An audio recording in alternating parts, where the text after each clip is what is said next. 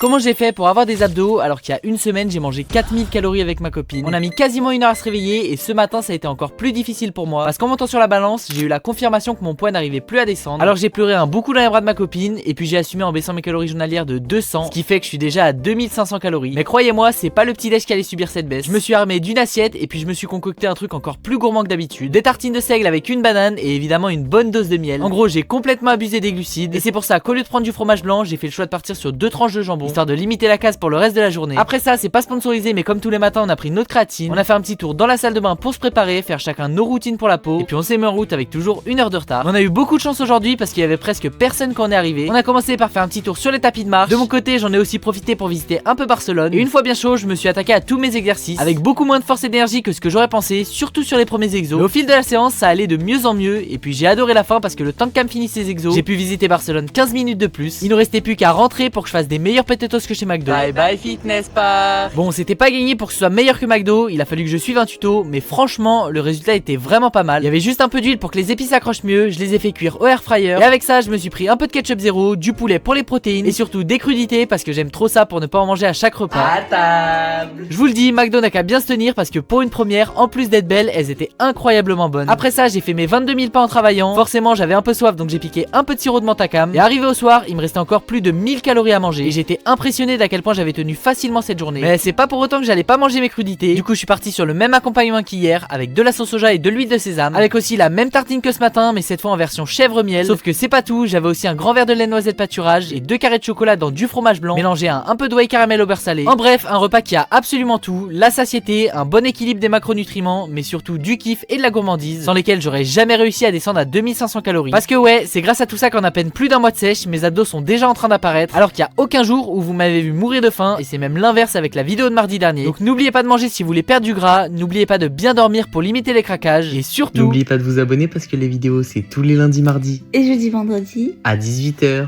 Bisous.